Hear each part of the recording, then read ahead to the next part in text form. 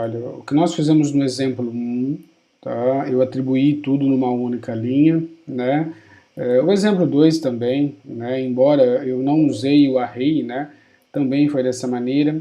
O 3, o 4, o 5, né? Todos eles começaram com um array, tá? Então, na verdade, eu já deixei um array fixo logo de começo, tá? Para o exemplo 6, eu vou fazer um array um pouco mais dinâmico, né? E aí bem próximo ao que eu quero aí, né? Para a próxima semana de aula, tá? Então a gente já vai deixando próximo aí a nossa intenção, tá? Então, ainda estou falando de alunos, tá? Então eu vou começar aqui fazendo esse tipo de notação, tá? Então, na verdade, eu estou atribuindo, tá? Eu estou declarando um vetor, né, e atribuindo um vetor totalmente em branco, tá? Então essa é a intenção, né, a partir desse momento aqui, tá ok?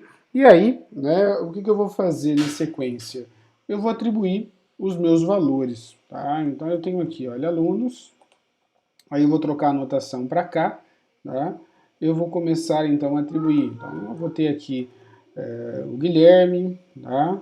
Eu vou ter aqui, tá? Alunos, né? Então eu vou ter aqui a Ana Cristina, tá ok? Eu vou ter aqui, tá? O Gustavo, tá? Só para termos aí como ponto inicial, tá? Então o meu vetor ele está com uma sintaxe um pouco diferente, tá ok? Então o meu for each aqui, tá? Vai ficar então aqui alunos, as aluno, tá? E aí eu vou mostrar então isso dentro de um eco. Então aluno igual aluno, tá ok? Seguido aí de um BR. Até aqui, nada de novo, a gente já viu isso nos exemplos, 3 exemplos anteriores, tá? A diferença ela está justamente aqui, né? Ao invés de fazer essa atribuição numa única linha e já determinar, eu estou fazendo isso linha a linha, tá? Tem alguma mudança para nós, né, para o resultado final? Nenhuma, tá? Então, só para mostrar aqui o exemplo 6 sendo executado, olha lá, tá? Eu não tenho mudança alguma em relação aos meus valores, tá? Mas isso vai nos dar a possibilidade depois de criar uma página, né, onde eu vou manter os dados em sessão, tá? O nosso próximo assunto, né, para a próxima semana de aula, tá, vai ser justamente trabalhar com sessão dentro do PHP. Tá? E com isso, exatamente com essa sintaxe, né, nós vamos ter aí, né, essa possibilidade. Então eu vou digitar as informações e vou armazenando isso em uma variável, e aí eu vou mostrando para o meu usuário, né, tudo que está sendo digitado. Tá? Então a gente passa a armazenar, né, eu comecei lá no primeiro exemplo, né, explicando que um vetor ele é uma estrutura de dados, tá? A ideia de estrutura de dados é uma estrutura onde eu possa armazenar dados, ok? E aí depois, consequentemente, eu vou recuperar essas informações, tá? Então esse é o intuito aí, né, nosso aqui com esse conteúdo, né, de vetores no PHP. A gente começa a se aproximar um pouco mais, né, de banco de dados. Mas o vetor ele é um banco de dados que vai ficar na memória, tá? A gente vai armazenar ele em variáveis, tá? E a gente consegue fazer algumas utilizações bastante interessantes e bastante úteis, né, no nosso dia a dia quando a gente está criando, né, um site em PHP, na verdade um sistema, né, um sistema web em PHP.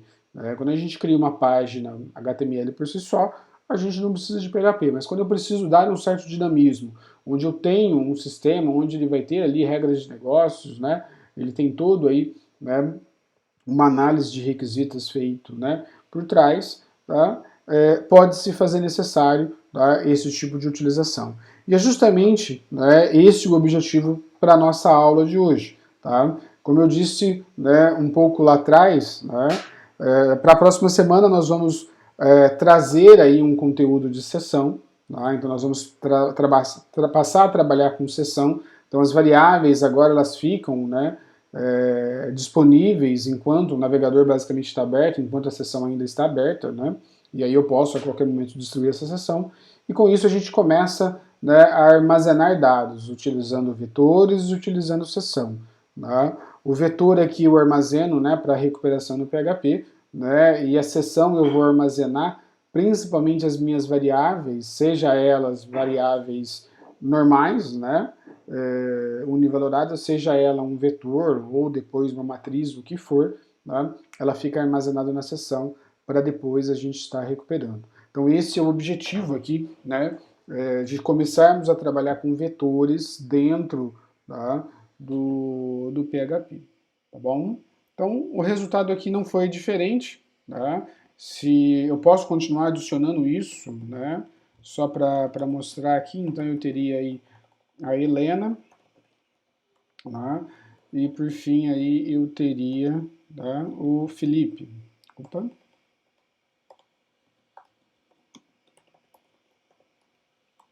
Olha lá, tá? O for each continua igual, da mesma maneira, tá? Olha lá como que fica então o resultado. Beleza? Pessoal, dúvidas aqui?